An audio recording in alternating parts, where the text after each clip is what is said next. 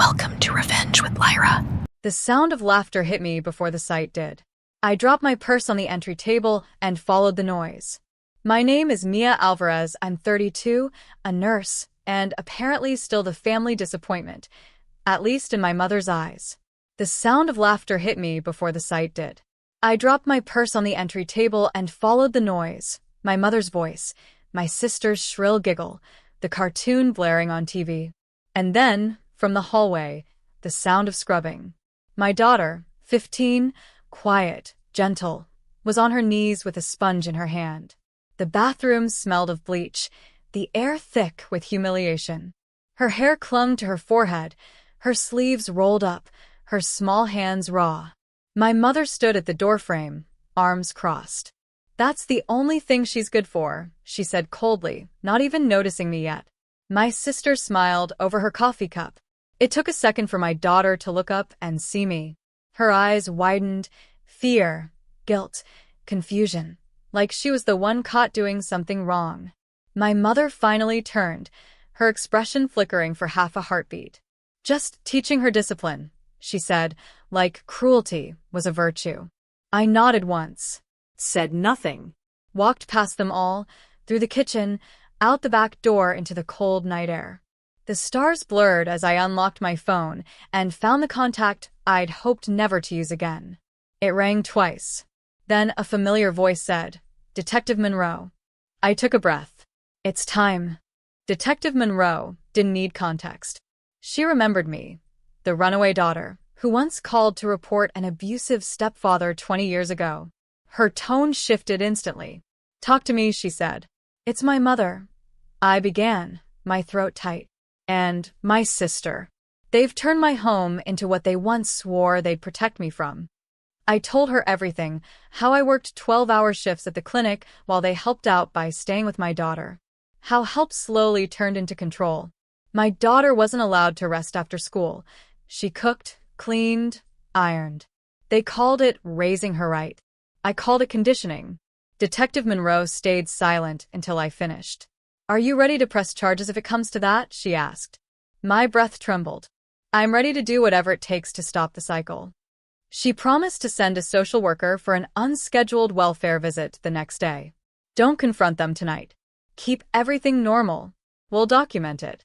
After the call, I sat in my car, staring at the bathroom window glowing faintly through the curtains. My daughter's shadow moved inside, small, fragile, obedient. I gripped the steering wheel until my knuckles ached. I had spent my life escaping my mother's control, only to see it reach the next generation. Not again. Not ever again. That night, I didn't sleep. I just planned. By noon the next day, the air inside the house was tight, the kind of stillness that only exists before a storm.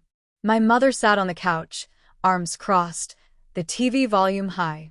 My sister scrolled on her phone, her kids running wild.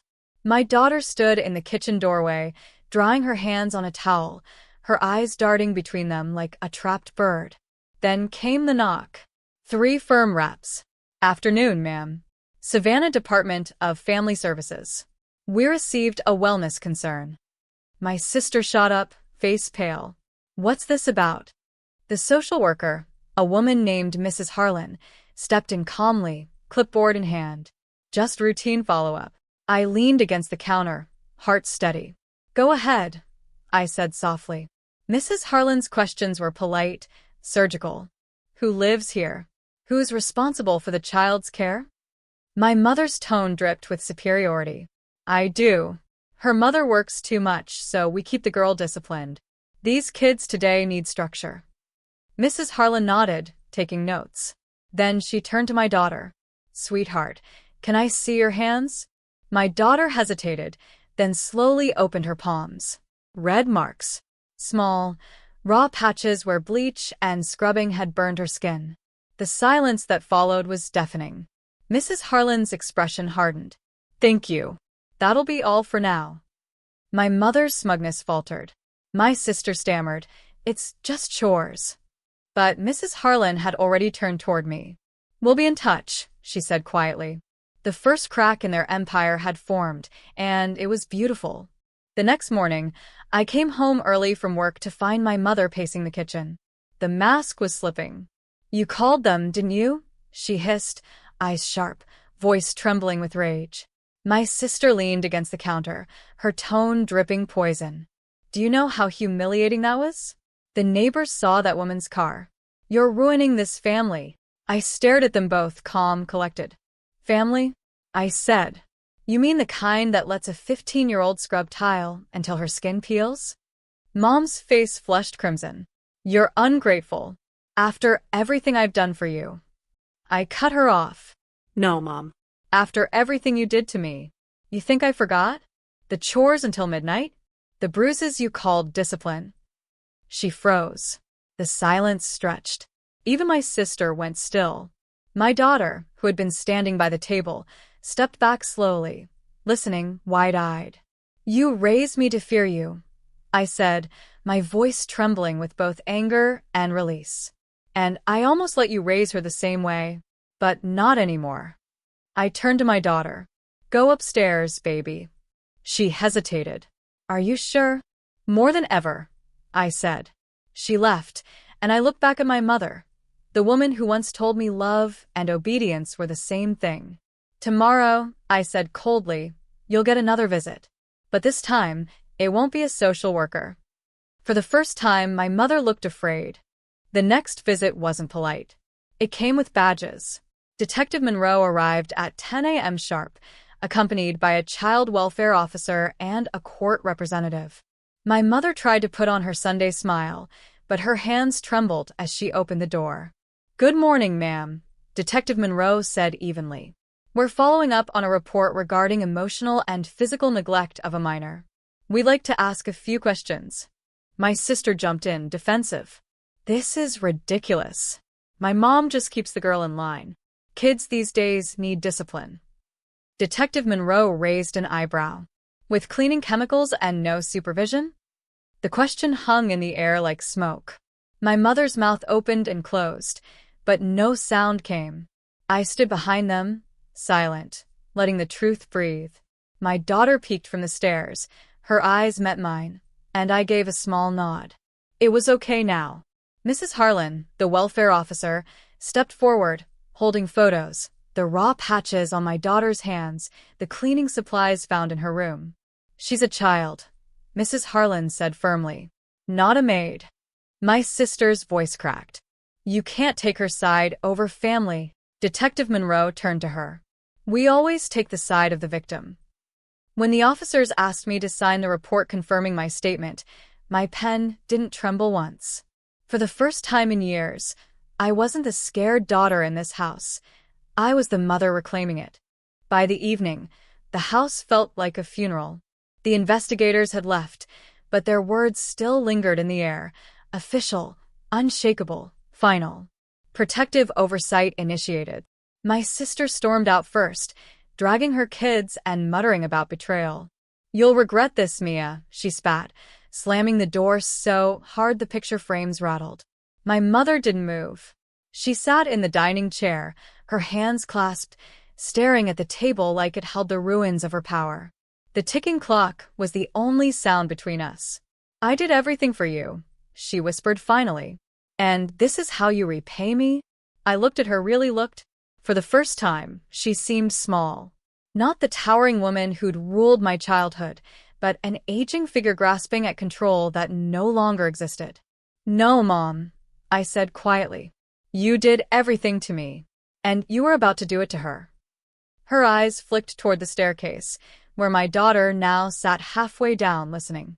My mother's lips parted as if to speak, but no words came. I turned to my daughter. "Pack your things. We're leaving tonight." She hesitated, then nodded.